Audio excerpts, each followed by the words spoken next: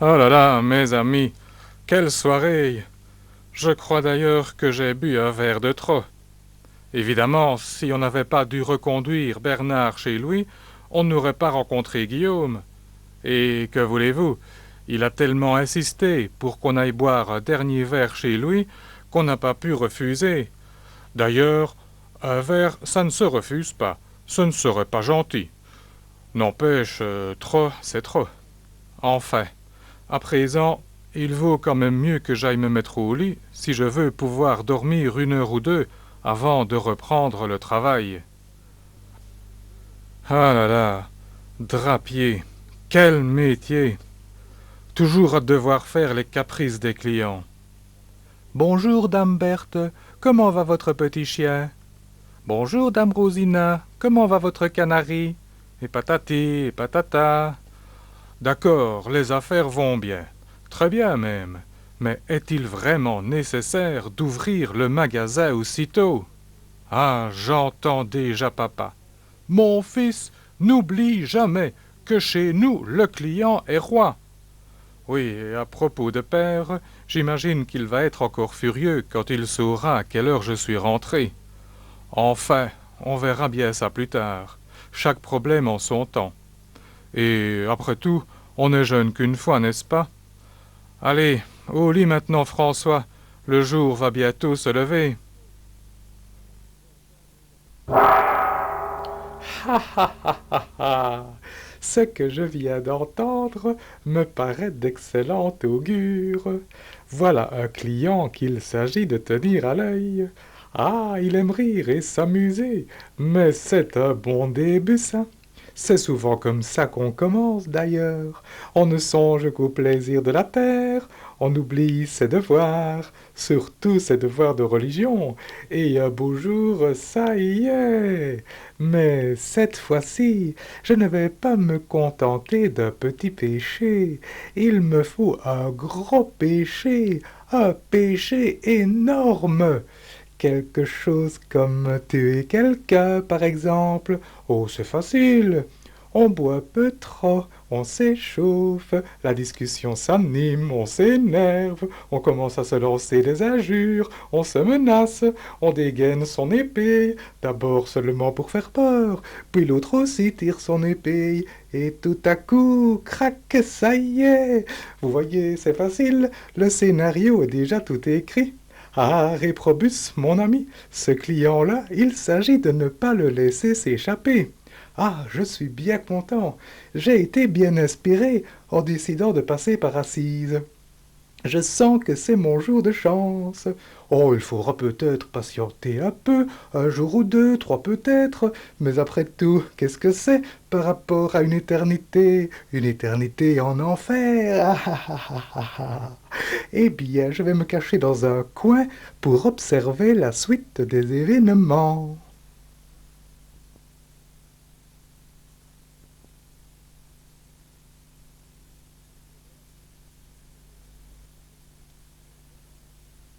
Ah, te voilà, toi.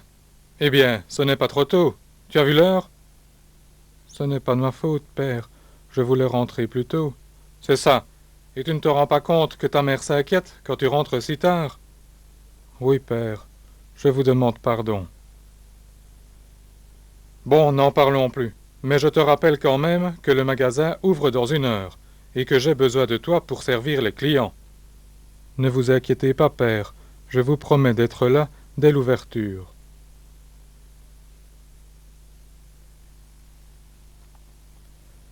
Ah, ce François. Il ne pense vraiment qu'à s'amuser. Enfin, ça lui passera, j'espère. Mais je dois reconnaître que son aide au magasin m'est précieuse. Il est vraiment doué pour le commerce. J'envisage d'ailleurs de me retirer bientôt des affaires et de lui laisser diriger le magasin. Enfin, on n'en est pas encore là. Pour l'instant, je vais vite aller prendre mon petit déjeuner avant l'arrivée des fournisseurs.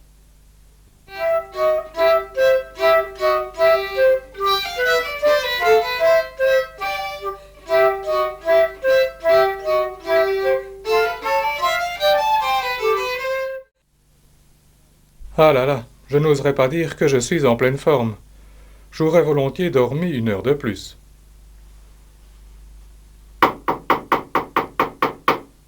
Ah non, déjà un client?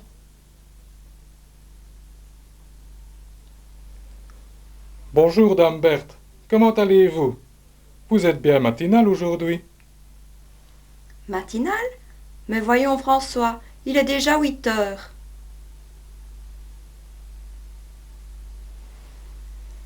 Dis-moi, François, as-tu encore de cette étoffe rouge que tu as vendue à dame Rosina? Tout Assise ne parle que de sa nouvelle robe. Il me faut la même. Hélas non, dame Berthe, mais j'ai peut-être encore mieux. Entre nous, le rouge est complètement démodé maintenant. À Rome, tout le monde s'habille en vert, et je viens justement de recevoir la nouvelle collection. Suivez-moi dans la réserve, je vais vous montrer tout ça. Oh, François, comme je suis contente. Je vais pouvoir lancer la mode à Assise. Cette vieille pabèche de Rosina va en être folle de jalousie.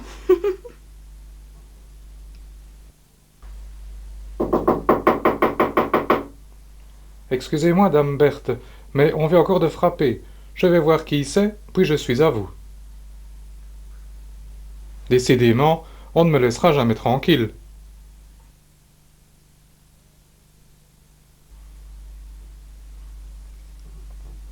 Ah, bonjour, oncle Fernando.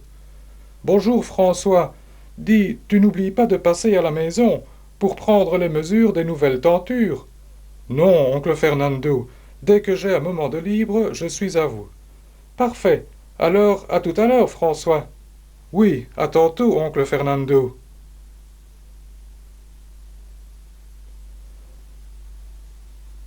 Me voici, dame Berthe. Et alors, que dites-vous de cette issue? Ah, François, ils sont magnifiques.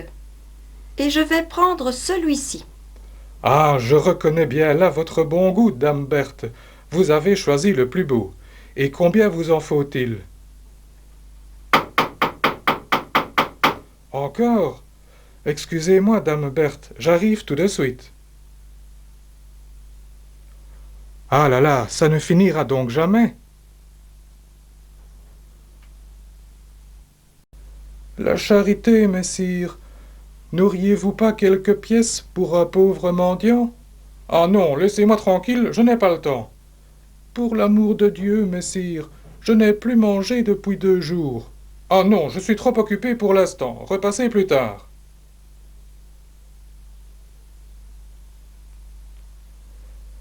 Me voici, dame Berthe. Alors, combien vous en faut-il?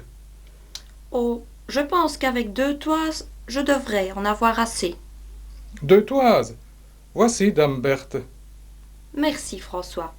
Tu mets ça sur mon compte, n'est-ce pas? Bien sûr, dame Berthe, comme d'habitude. Et voilà. Au revoir, François. Oui, au revoir, dame Berthe. Bien le bonjour à votre mari. Ouf, voilà déjà une chose de faite. Maintenant, il me faut ranger le nouveau tissu, puis je pourrai passer chez l'oncle Fernando.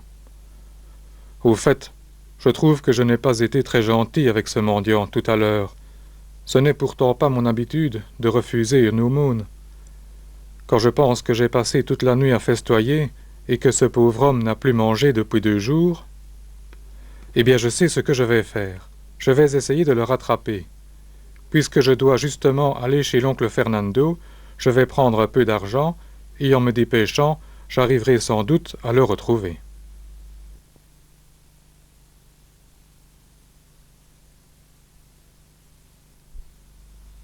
Ah, quelle misère! Quand je pense que certains ne songent qu'à faire la fête, et que moi je n'ai même pas de quoi nourrir mes enfants. Je n'oserais jamais rentrer chez moi les mains vides. Pauvres petits, que vont-ils devenir? Ah, Seigneur, je vous en prie, ne restez pas sourds à mes prières. Au moins, donnez-moi de quoi nourrir mes enfants. Oh là, mon brave, attendez-moi. Qu'est-ce qui se passe? C'est à moi qu'on en veut? Ah, mon ami, je suis bien content de vous retrouver. Ah, bon, et que me voulez-vous, messire? Eh bien, je voudrais d'abord vous prier de me pardonner. Vous pardonnez? Mais je n'ai rien à vous pardonner, messire. Oh si, je vous ai offensé tout à l'heure, en vous mettant à la porte. Oh, vous savez, j'ai l'habitude. Peut-être, mais ce n'est pas une raison. Et, en vous offensant, c'est le Seigneur que j'ai offensé, car lui-même l'a dit. Tout ce que vous ferez au plus petit d'entre les miens, c'est à moi que vous l'aurez fait. Aussi, je vous en prie, acceptez cette bourse, et dites-vous qu'à partir de ce jour, vous serez toujours le bienvenu chez Bernardone. Retenez bien, François Bernardone, le drapier. Ah, messire, je suis confus. Vraiment, je ne sais comment vous remercier. Mais vous n'avez pas à me remercier. C'est plutôt à moi de vous dire merci. Vous m'avez ouvert les yeux. Et d'ailleurs, j'en fais le serment devant le Seigneur. Plus jamais je ne refuserai une aumône faite pour l'amour de Dieu. À présent, je dois vous quitter, mon ami.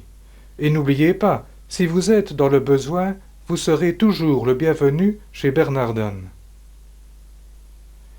Merci, merci, messire, et que Dieu vous garde. Merci à vous aussi, Seigneur, pour avoir enfin exaucé mes prières.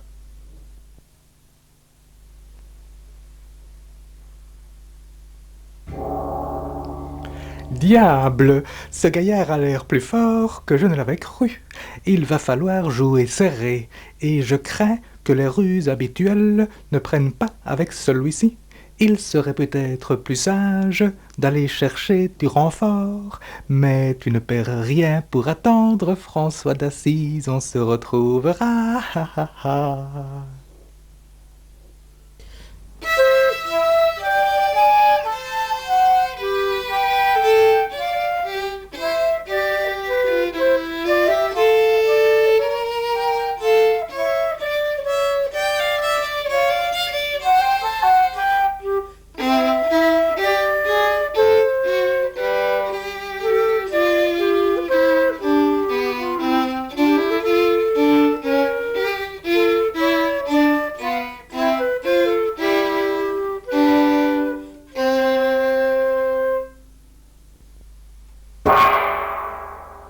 Ah, ce François, c'est qu'il commence à m'énerver.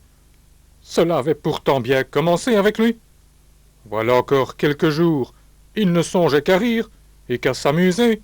Tout cela était excellent. Et voilà que maintenant, il se met à distribuer son argent aux pauvres.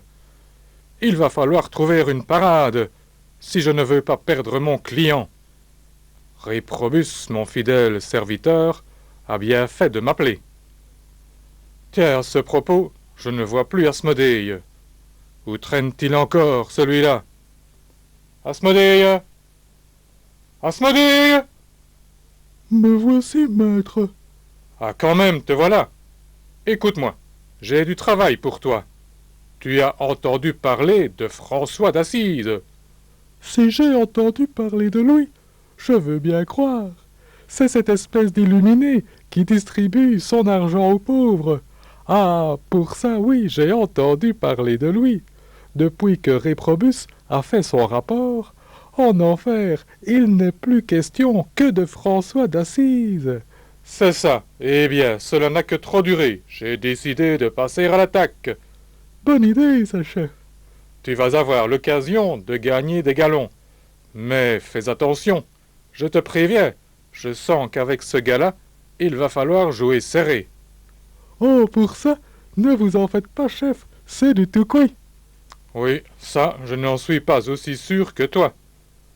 Enfin, je te laisse carte blanche, ou plutôt, je devrais dire carte noire, hé hé hé. En tout cas, débrouille-toi pour lui mettre des bâtons dans les roues. Quant à moi, je m'en vais, j'ai affaire ailleurs. Eh bien, cette fois-ci, il va falloir faire attention. Comme j'ai l'occasion d'avoir de l'avancement, il s'agit de profiter de l'aubaine. Voyons, voyons, qu'est-ce que mon cerveau de génie va bien pouvoir inventer pour perdre ce François?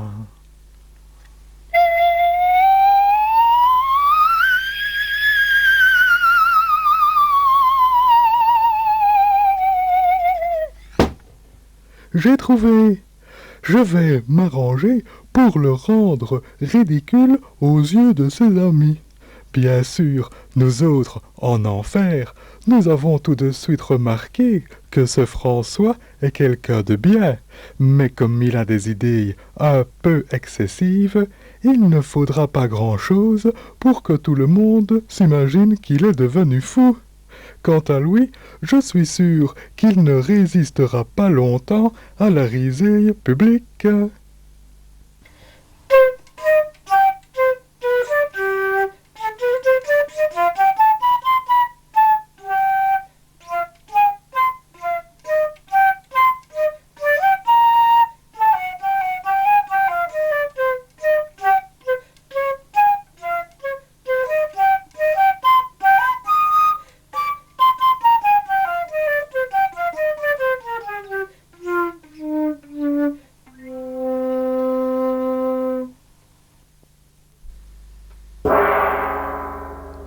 Ah, je suis inquiet.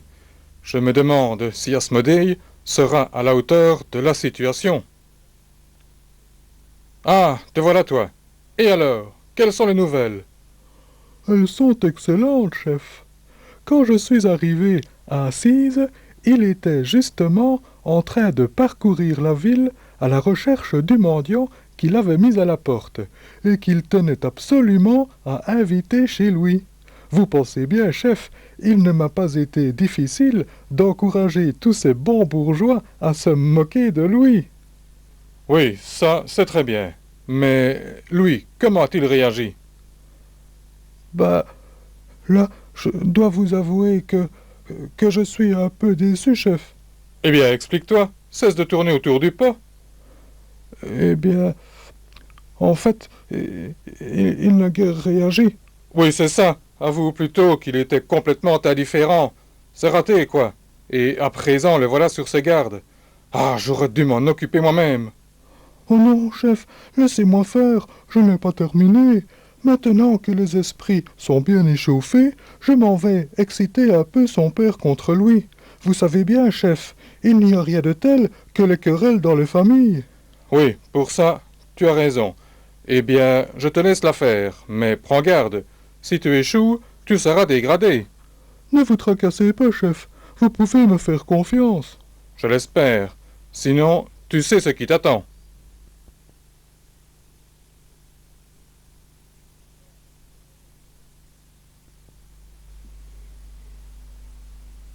Ah, te voilà. Qu'est-ce que c'est que cette histoire? Tu invites des mendiants à la maison maintenant? Mais père, ce pauvre homme n'avait plus mangé depuis 2 jours. Peut-être. Mais si tu te mets à inviter tous les mendiants d'Assise, nous serons vite ruinés. Je donne 2 écus à la collecte tous les dimanches. Il me semble que ce n'est déjà pas mal. Oui, père, mais je pense que le Seigneur attend encore plus de moi. Encore plus. Mais qu'est-ce que tu racontes? Eh bien, je pense que le Seigneur veut que je donne tout ce que je possède. Mais tu es devenu fou. François, ce n'est pas possible. Te rends-tu compte que tout le monde se moque de toi? J'essaye de convaincre les gens que ce n'est qu'une idée farfelue, comme tu en as déjà eu quelquefois. Mais François, dis-moi que ce n'est pas sérieux. Allons, François, sois raisonnable. Tu sais que je suis vieux, et bientôt c'est toi qui reprendras le commerce. Père, vous ne comprenez pas. Je ne veux pas devenir drapier. Je veux me consacrer au Seigneur. Je suis sûr qu'il m'appelle, et qu'il me demande de vivre pauvre, comme lui a vécu pauvre. D'ailleurs, rappelez-vous ces paroles. Si tu veux être parfait, va, vends tout ce que tu possèdes, et suis-moi. François, tu es ridicule. Comment voudrais-tu vivre sans argent? Mais père, vous avez vu ce mendiant que j'avais invité chez nous. Eh bien, je veux vivre comme lui. Ah, quel malheur! Mon fils est devenu fou. Je ne voulais pas croire ce qu'on raconte sur toi, mais maintenant je dois bien me rendre à l'évidence. François, j'ai mis tous mes espoirs en toi. Tu ne peux pas me faire une chose pareille. Je suis bien peiné de vous contrarier, père, mais je dois avant tout faire la volonté de notre Seigneur. Il n'est pas question que tu abandonnes le commerce, François. Demain, nous irons trouver monseigneur Guido, notre évêque. Il saura bien te faire entendre raison. Et en attendant, je t'interdis de quitter la maison. Ah, qu'il m'est pénible de faire de la peine à mon père, mais je suis de plus en plus sûr de ce que le Seigneur attend de moi. Et je me réjouis de cette entrevue avec monseigneur Guido, car je suis sûr qu'il me donnera raison.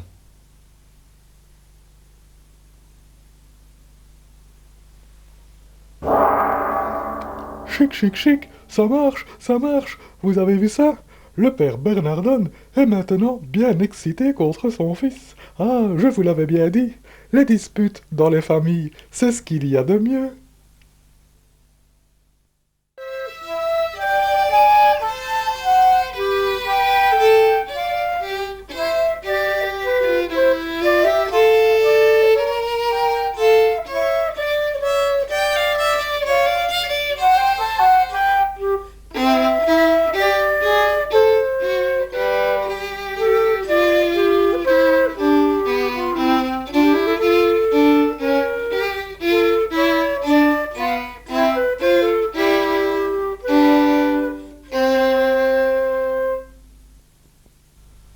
Ah, monseigneur, je vous remercie d'avoir accepté de me recevoir.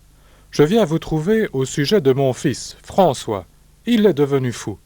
Il a déjà distribué des sommes d'argent considérables aux pauvres, et maintenant il s'est mis en tête de donner tout ce qui lui reste et d'abandonner le commerce pour se consacrer à Dieu. Monseigneur, il faut le raisonner. Vous savez bien, vous, que le Seigneur n'en demande pas tant. Oui, eh bien, allez le chercher, je vais le recevoir, mais laissez-moi d'abord seul avec lui. Merci, monseigneur, je vais l'appeler.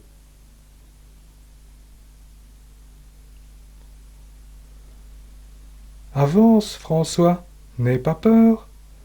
Alors, explique-moi ce qui se passe. Oh, vous savez, monseigneur, c'est très simple, je ne demande rien. Je veux seulement faire la volonté de Dieu. Oui, François, mais tu n'ignores pas que la volonté de notre Seigneur est que les enfants obéissent à leurs parents. Bien sûr, mon Seigneur, mais je suis convaincu que c'est le Seigneur lui-même qui me demande de tout quitter. Et qu'est-ce qui te fait croire cela, François? Qui te dit que c'est bien le Seigneur qui t'inspire et non ton imagination, à moins que ce ne soit une ruse du démon. C'est bien pour cela que je suis content de pouvoir vous en parler, monseigneur. Eh bien, parle, François, je t'écoute. Eh bien, voilà. Il y a quelque temps, alors que je m'apprêtais à prendre les armes pour me mettre au service du comte Gautier, j'ai entendu une voix qui me conseillait de me mettre au service du maître, et non du serviteur. J'ai longtemps hésité, mais à présent, je suis sûr que c'est le Seigneur lui-même qui m'appelait. Et depuis, j'ai senti grandir en moi un besoin de plus en plus pressant de tout abandonner pour le suivre. Écoute, François, il y a longtemps que nous nous connaissons. Je sais que tu es un brave garçon et que je peux te faire confiance. Tout le monde parle de toi en ce moment, et ce que j'ai appris m'a donné à réfléchir. Je ne sais pas si tu as raison. Ta démarche me paraît un peu excessive, mais je ne vois rien de mal dans ce que tu dis, ni dans ce que tu fais. Au contraire. Mais tu dois aussi comprendre la déception de ton père. Oui, monseigneur, et cela me chagrine beaucoup. Je suis vraiment triste à l'idée de lui faire de la peine. Mais vous savez bien que je dois avant tout faire la volonté de Dieu. Si c'est le cas, évidemment, c'est vrai qu'il faut lui obéir. Eh bien, François, en attendant que les choses soient plus claires, je voudrais que tu rendes à ton père tout l'argent qu'il t'a donné. Peut-être cela le calmera-t-il, et le disposera-t-il mieux à ton égard? Oui, merci, monseigneur. C'est une excellente idée, et je vous remercie pour le conseil. Je vais immédiatement lui rendre tout ce qu'il m'a donné. Ainsi, j'aurai l'âme en paix, et je me sentirai plus libre. Merci, monseigneur. Ah, le brave garçon, puisse-t-il ne pas se tromper?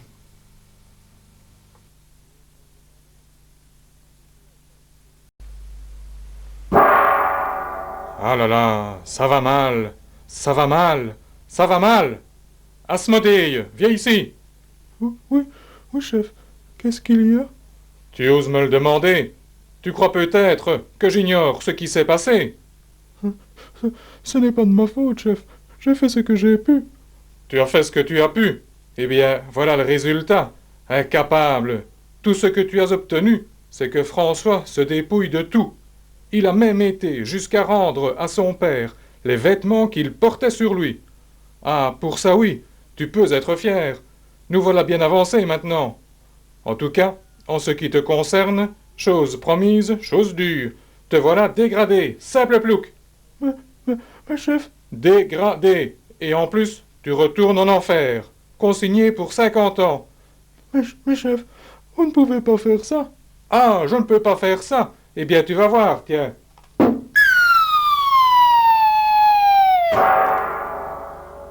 Mais je n'ai pas dit mon dernier mot, François d'Assise.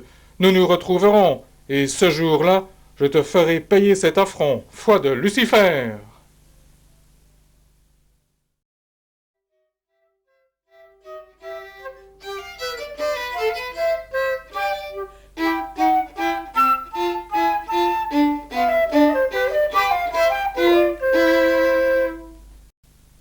Décidément, ce François d'Assise nous aura donné du fil à retordre.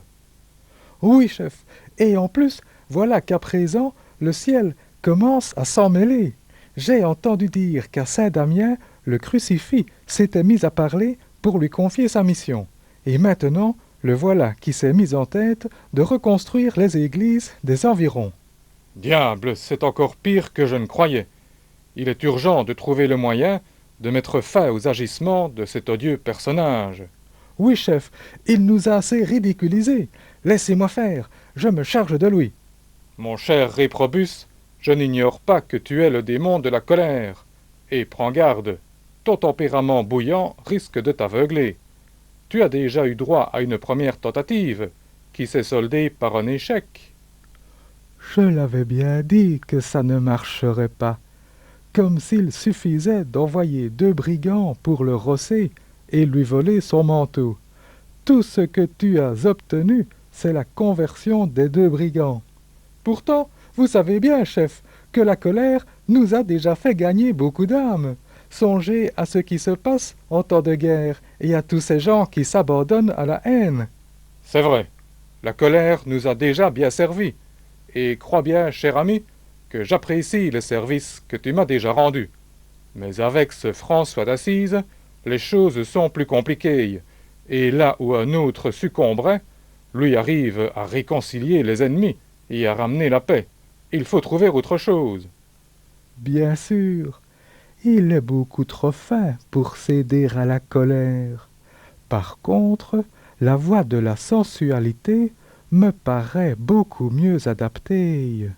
Mon action est peut-être moins spectaculaire que celle du camarade Réprobus, mais elle n'en est pas moins efficace.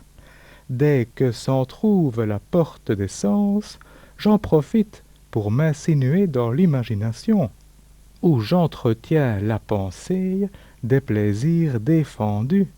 Une fois installé, il est bien difficile de me déloger. C'est vrai que toi aussi, Sordidus, tu m'as déjà rendu de fameux services, et je te suis redevable d'un grand nombre d'âmes. Mais rappelle-toi, toi aussi, tu as déjà eu l'occasion de te frotter à François d'Assise.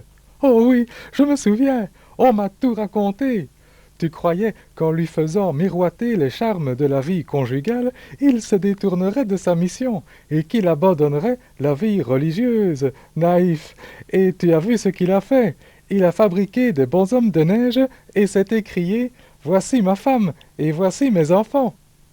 Pourtant, l'idée n'était pas mauvaise. S'ils s'étaient mariés, on n'en serait plus là aujourd'hui. Il paraît qu'ils sont déjà 6. 6 à le suivre, diable, ça devient sérieux. Mais j'ai encore quelques cartes à jouer. Aussi je sollicite l'autorisation d'une nouvelle tentative. Et moi, je dis que ce n'est que par la colère qu'on peut en venir à bout. La colère. Tu n'as que ce mot-là à la bouche. Oui, car c'est la colère qui nous a fait gagner le plus d'âmes. Et moi, je dis que c'est la sensualité. Non, c'est la colère. Non, c'est la sensualité. Ah, vous deux, ça suffit. Vous n'allez pas recommencer. On a besoin de toutes nos forces pour en venir à bout. En tout cas, vous n'avez qu'un mot à dire, chef, et je lui règle son compte. Tu perds la tête. Il ne manquerait plus que ça. En faire un martyr. Il serait encore pire mort que vivant. Et de toute façon, c'est son âme que je veux. Oh, je pourrais m'arranger pour que cela ait l'air d'un accident. Il paraît qu'il y a un loup qui rôde dans la région et qui s'attaque aux troupeaux. Il suffirait de l'exciter un peu pour qu'il s'en prenne aussi aux gens. Non, je te l'ai déjà dit. Ce n'est pas sa vie qui m'intéresse. Mais tu viens de me donner une idée. C'est une erreur de vouloir l'attaquer de front. Avec un gars comme ça, il faut savoir ruser. Et ce loup dont tu me parles pourrait bien nous être utile. Tu vas effectivement le pousser à s'attaquer aux gens de Goubiou. Ça ne peut manquer de provoquer leur colère et de les entraîner au désir de se venger. Si on peut amener notre homme sur cette pente savonneuse, alors nous avons une chance de le conduire à sa perte. Oui, chef, et pour rendre le loup encore plus détestable, je vais le pousser à s'attaquer aux enfants. Excellent. Quant à toi, Sordidus, tu vas te mêler discrètement aux villageois, pour les encourager à se venger du loup. Allez, au travail. Il est temps de passer à l'offensive.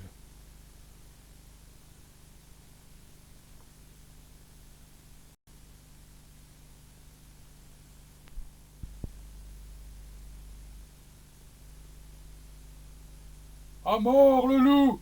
Il faut l'écorcher tout vif! Il faut lui crever les yeux! Et moi je dis qu'il faut le brûler à petit feu! Non, tout ça est encore trop doux à côté de ce qu'il mérite!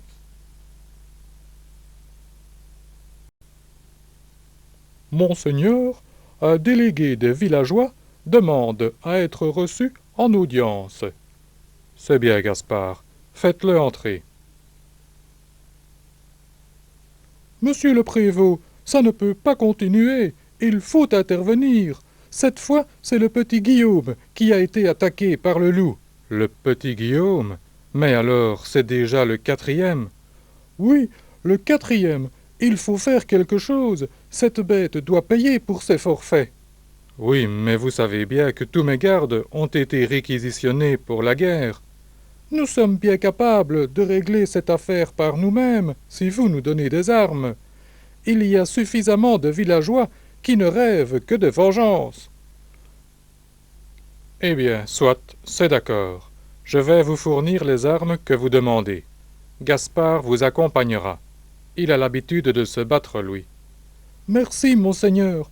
On va enfin pouvoir se débarrasser de cette maudite bête et lui faire payer ses crimes. À mort, le loup! Tuons-le! Oui, mais qu'il souffre avant de mourir!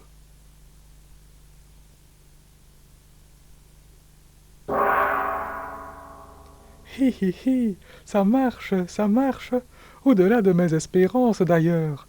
Mais je crois qu'il serait bon que j'aille donner un coup de main à mon ami le loup. Il ne faudrait pas que les villageois le tuent maintenant. Il faut attendre que François d'Assise ait l'occasion de s'en mêler, et lui aussi de céder à la colère.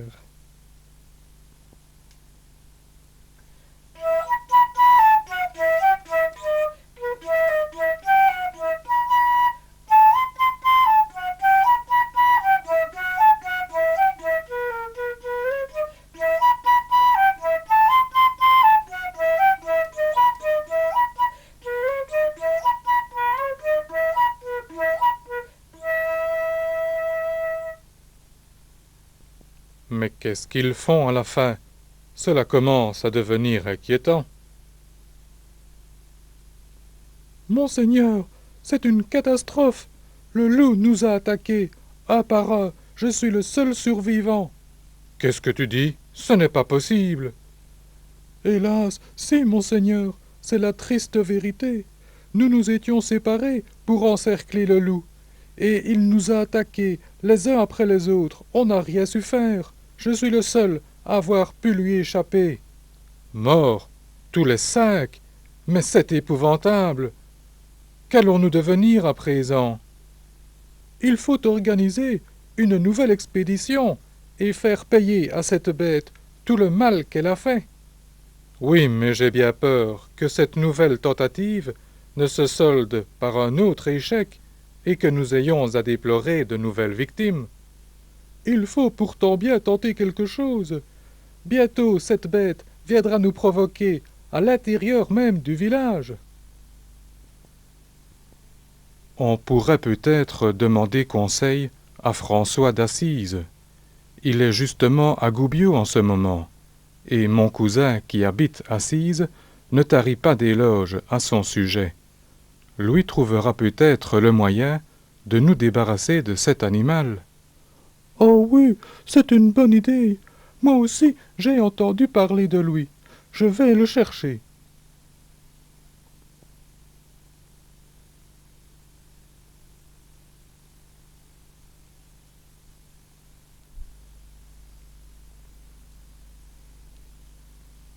Ah, monseigneur, c'est épouvantable.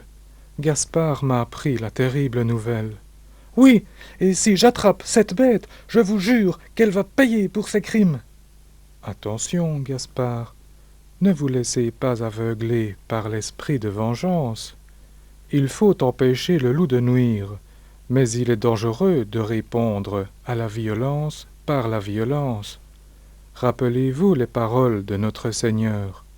Celui qui vit par l'épée périra par l'épée. Mais on ne peut tout de même pas laisser cet animal nous massacrer sans rien faire. Pour ça, je suis bien d'accord avec vous, Gaspard, mais il faut que ce loup soit jugé équitablement. Juger un loup? On aura tout vu. C'est aussi une créature du bon Dieu, et le seul moyen pour ne pas succomber à la tentation de la colère, c'est de le juger, comme n'importe quel criminel. Oui, mais pour cela, il faudrait d'abord l'attraper. Si vous le permettez, monsieur le prévôt, et si vous me promettez qu'il sera jugé équitablement, alors je veux bien me charger de vous l'amener. Mais c'est très risqué. Vous avez vu ce qui s'est passé ce matin. Si vous sortez de Goubiot, vous risquez fort de ne plus jamais y revenir. Eh bien, le Seigneur en décidera. S'il veut que je survive, il me protégera. Autrement, j'espère qu'il daignera accepter ma vie en réparation pour mes péchés. En outre, n'ayant pas de famille, je suis mieux indiqué que n'importe qui pour effectuer cette mission. Eh bien, soit, comme vous voudrez. En tout cas, je tiens à vous remercier pour votre proposition, et pendant que vous irez affronter le loup, je vais réunir les villageois à l'église, et nous prierons ensemble pour que le Seigneur vous protège.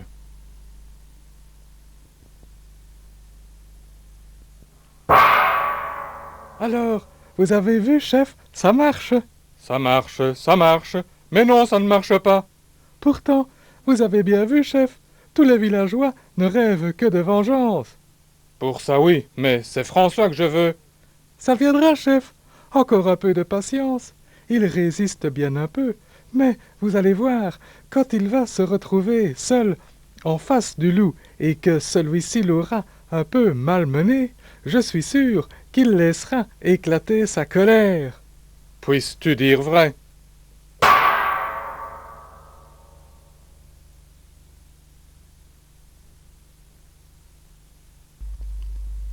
Frère François, je vous en supplie, il est encore temps de renoncer. S'il vous arrivait malheur, que deviendrions-nous? Mais voyons, frère Léon, ne vous inquiétez pas, ayons confiance en Dieu. Vous savez bien que rien n'arrive sans sa volonté. Oui, mais ce loup a déjà tué plusieurs personnes. C'est bien pour cela qu'il faut mettre fin à cette situation, d'autant que les agissements de cet animal sont en train de provoquer chez les villageois des sentiments de haine et des désirs de vengeance. Et que comptez-vous faire, frère François? Eh bien, je vais essayer de lui faire entendre raison. De toute façon, vous savez bien, frère Léon, que le Seigneur nous a donné le commandement d'aimer nos ennemis. C'est vrai, comme d'habitude, vous avez raison, frère François. Ce n'est pas moi qui ai raison, frère Léon, c'est notre Seigneur. Bon, eh bien, je vais vous quitter puisque vous tenez absolument à affronter le loup tout seul. Que Dieu vous protège, frère François. Merci, frère Léon. Ô mon Dieu, je vous en supplie, daignez exaucer ma prière. Ma vie ne compte pas, et je vous l'offre volontiers si elle a quelque valeur. Mais je vous supplie, pour le salut des gens de Goubiou, de mettre un terme aux agissements de ce loup.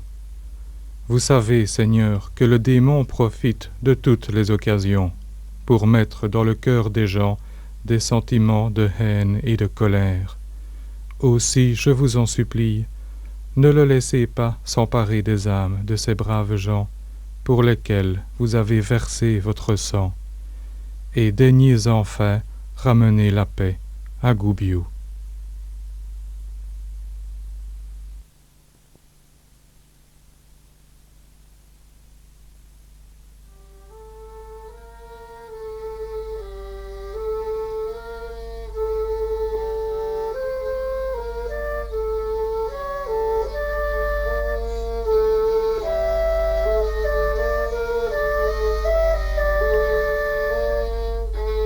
Frère loup, au nom de notre Seigneur qui t'a créé et à qui tu dois obéissance, je t'ordonne, à partir de ce jour, de laisser en paix les gens de Goubiou.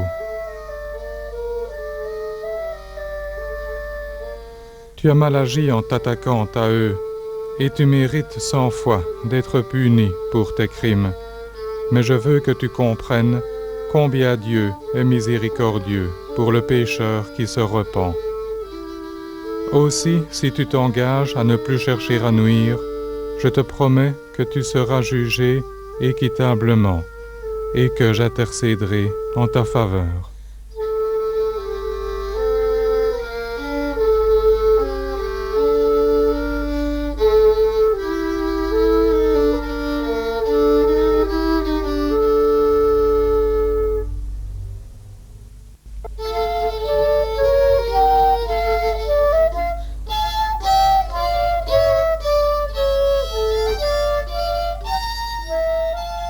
Frère loup, je vois bien que tu réalises à présent tout le mal que tu as fait. Si tu es disposé à changer de vie et si tu promets de ne plus t'attaquer aux gens, je veux, en gage de ta bonne volonté, que tu déposes à présent ta patte dans ma main.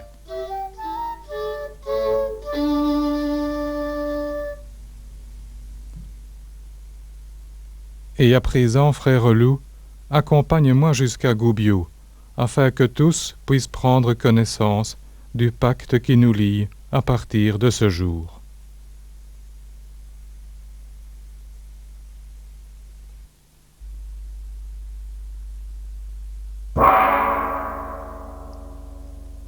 Ah, tu vois, c'est raté, encore une fois.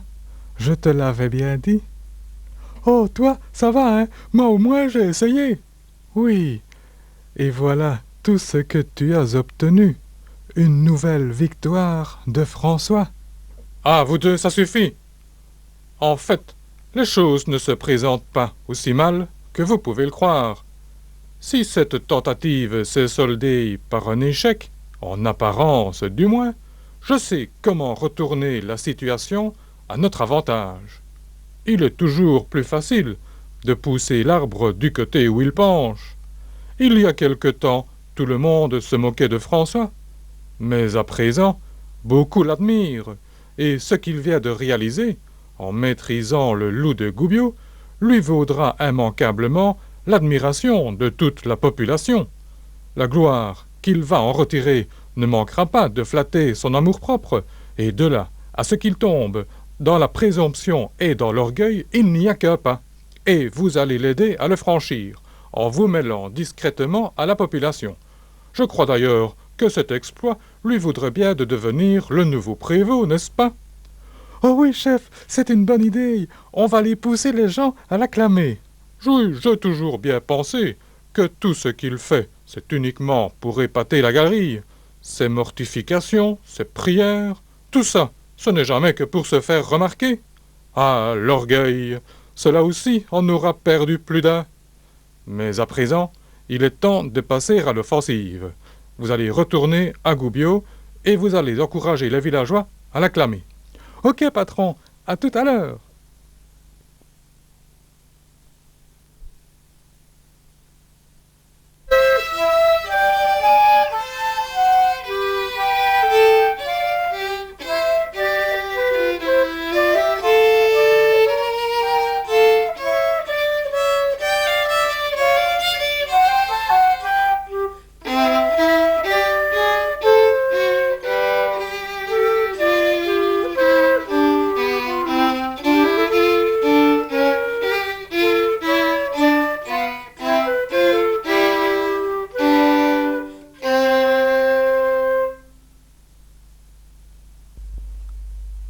Ah, je me réjouis de savoir comment cela s'est passé. Et alors, vas-y, raconte. Bah, vas-y, toi, explique-lui.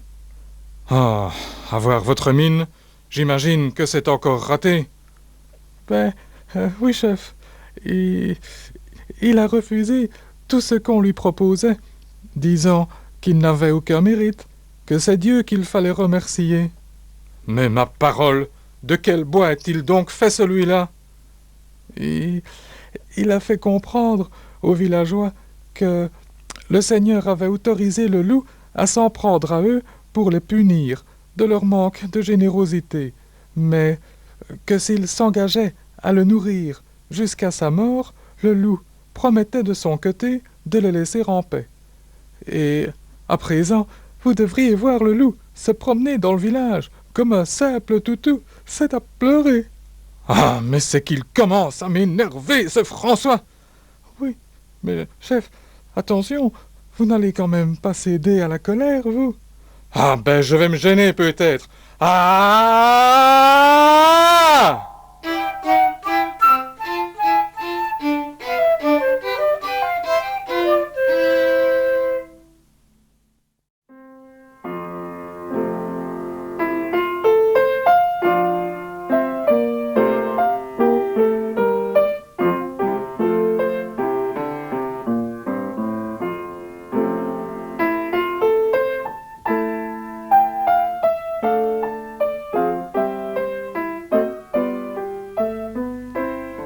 Ayant décidé de tout quitter pour suivre à la lettre les préceptes de notre Seigneur, François s'était mis à parcourir la campagne, de village en village, chantant les louanges de Dieu et mendiant sa nourriture.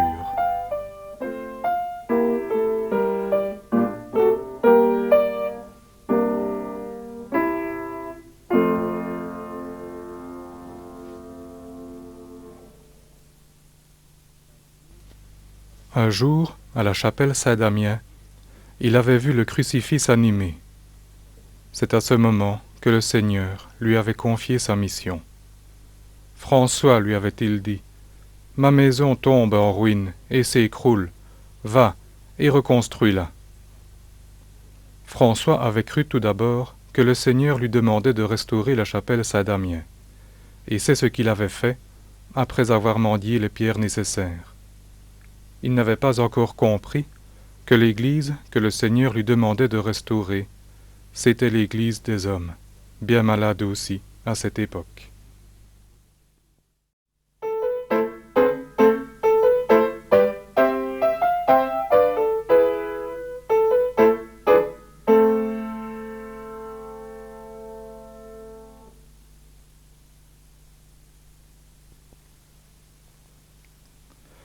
Au moment de sa conversion, presque tout le monde à Assise se moquait de François. Mais au fil du temps, certains finissaient par se poser des questions et se demander s'il était vraiment aussi fou qu'on le prétendait. Un de ses anciens compagnons, Bernard de Cataval, décida de le mettre à l'épreuve. François était-il un fou, comme certains le prétendaient, ou était-il un saint? Sa piété était-elle réelle, ou n'était-elle qu'apparente? Bernard voulait en avoir le cœur net, et il insista auprès de François pour que celui-ci accepte de venir chez lui. Pendant le repas, Bernard ne cessait d'observer François.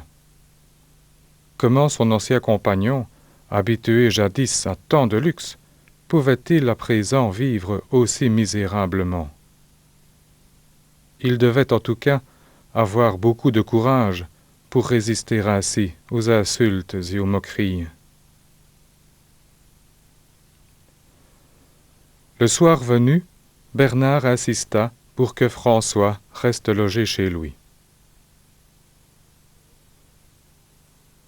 À peine couché, Bernard fit semblant de dormir, afin de pouvoir observer son compagnon.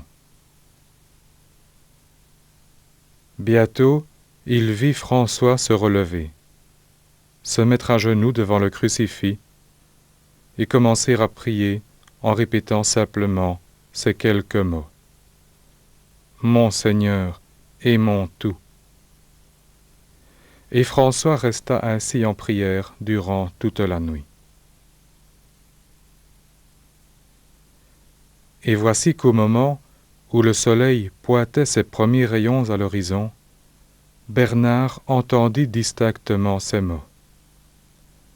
Par toi, mon fils, et par ceux qui te suivront, de grandes choses seront accomplies.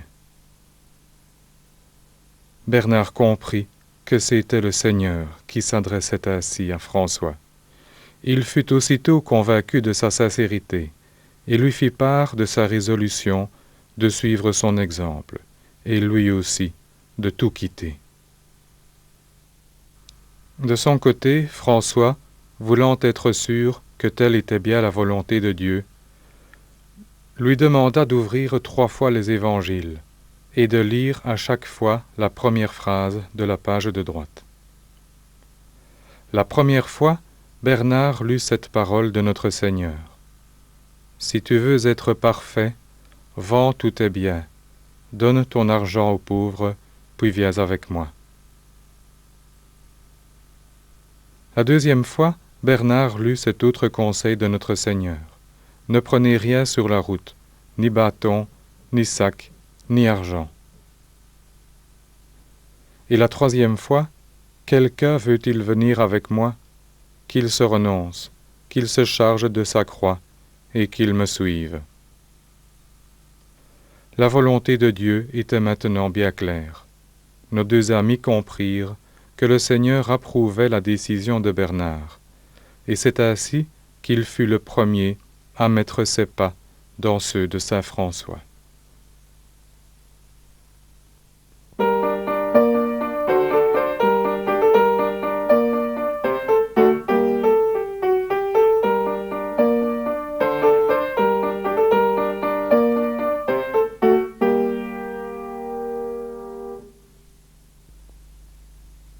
Un autre jour, c'était en hiver, François rencontra un jeune homme qui avait attrapé quelques oiseaux.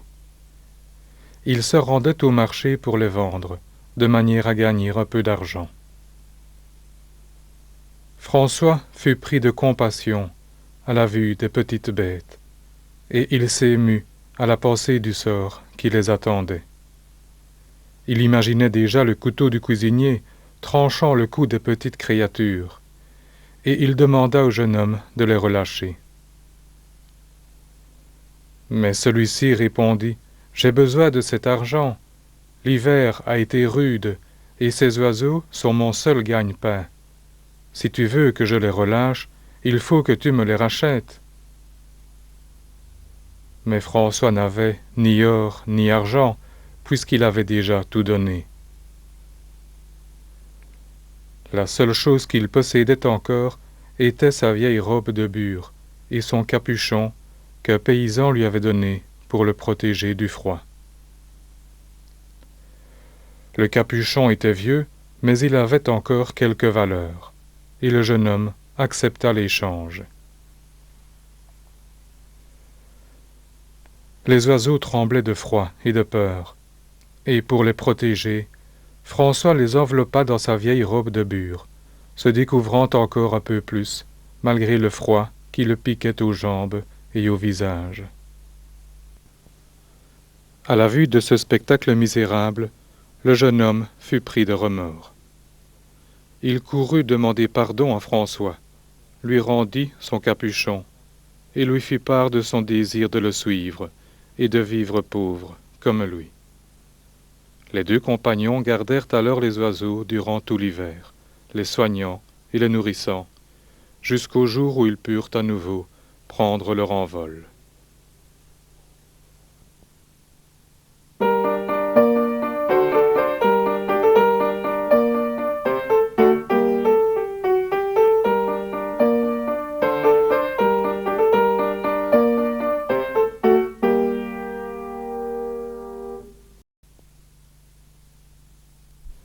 Le plus connu parmi les compagnons de saint François est sans doute celui qui allait devenir saint Antoine de Padoue.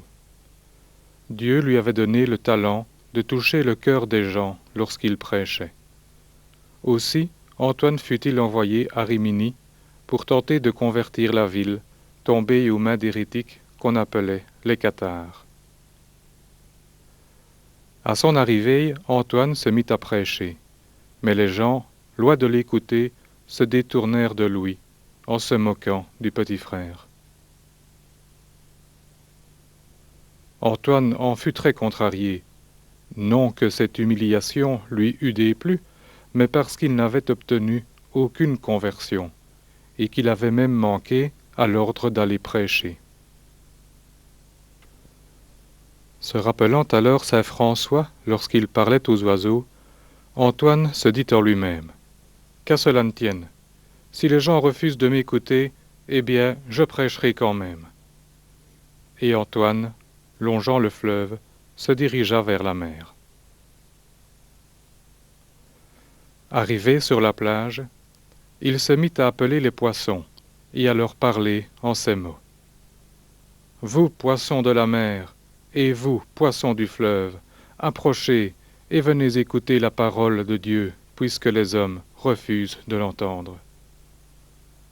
Et Antoine commença à prêcher aux poissons, en leur expliquant tout ce que le Seigneur avait fait pour eux, en les créant et en plaçant dans l'eau tout ce dont ils avaient besoin pour leur subsistance.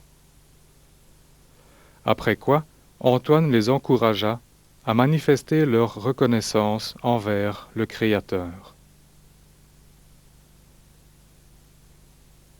À ce moment, un jeune garçon qui passait par là fut témoin du spectacle que voici.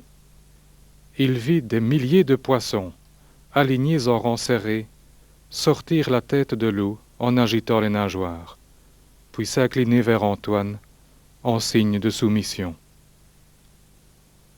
Le jeune homme courut aussitôt au village pour répandre la nouvelle, et bientôt toute la population de Rimini se retrouva sur la plage, en contemplation devant le prodige.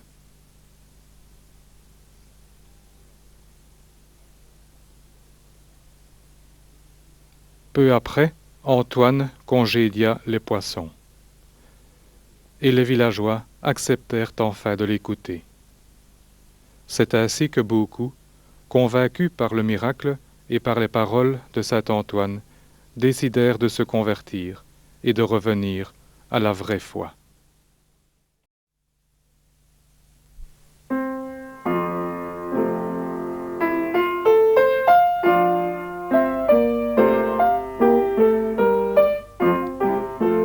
Les disciples de saint François devinrent rapidement très nombreux.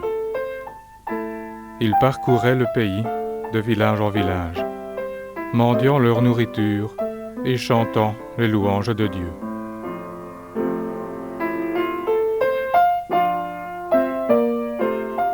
Quant à François, sa réputation s'était rapidement étendue à toute l'Italie. Mais il ne faudrait pas croire qu'il se considérait comme un saint, loin de là.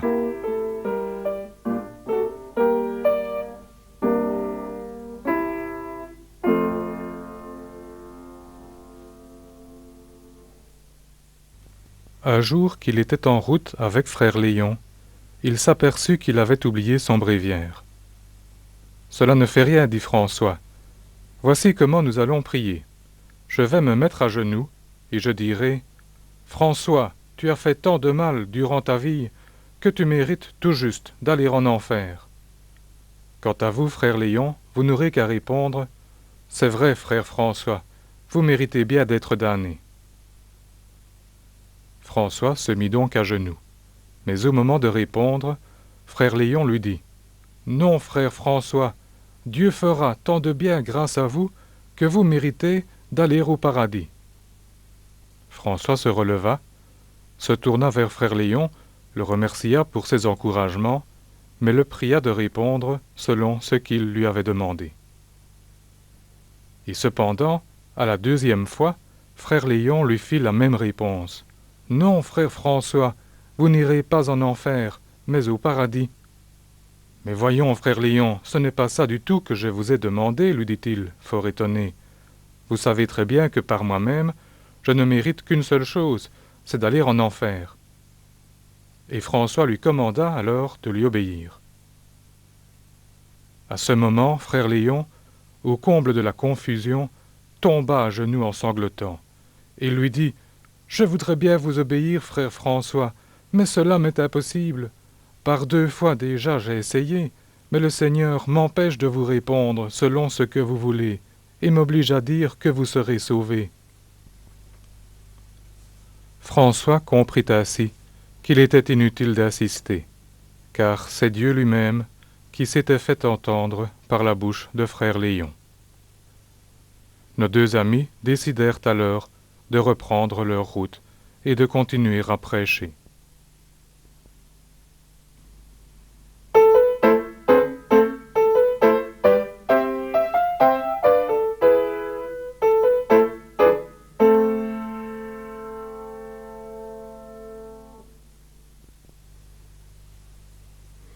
Une autre fois, François était alors bien malade.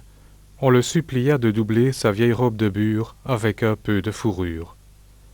Mais comme il craignait qu'on le prît pour meilleur qu'il n'était, il n'accepta qu'à la condition qu'on lui fixe aussi un morceau de fourrure à son capuchon, de manière à ce que chacun puisse voir qu'il portait alors un vêtement doublé.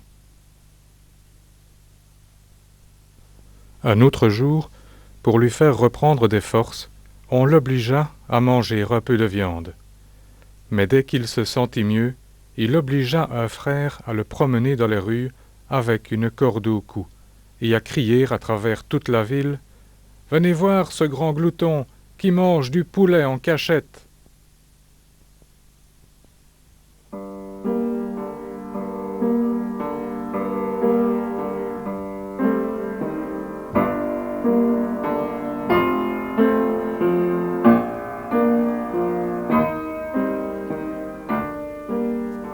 Durant sa vie, François s'était tellement mortifié que le Seigneur voulut le marquer dès ici-bas, d'une faveur toute particulière.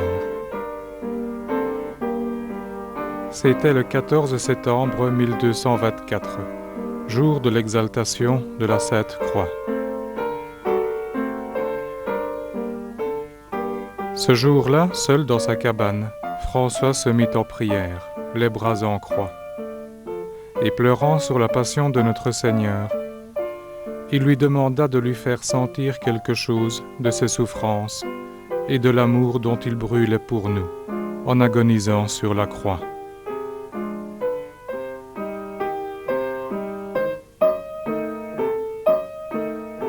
Et pendant qu'il priait, François vit un ange descendre du ciel, portant sur lui l'image de notre Seigneur. Cette vision provoqua chez lui une douleur insoutenable, accompagnée cependant d'une douceur incomparable.